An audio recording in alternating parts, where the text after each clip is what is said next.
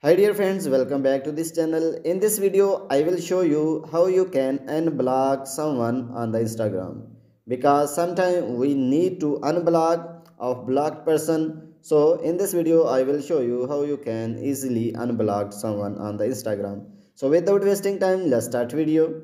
Firstly, open the Instagram and you will see profile icon at the bottom right corner. Click on it, and then you will see three lines on top right. Click on it, and then you will see setting options. Click on it, and then you will see privacy option. Click on it, and scroll down the page and you will see blocked account option. Click on it, and then you will see the contact which you have been blocked. So click on that contact which you want to unblock.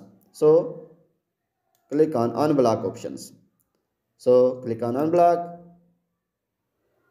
So in this way you can unblock blocked person. So if this video is helpful for you, please like it and subscribe our channel. Thanks for watching.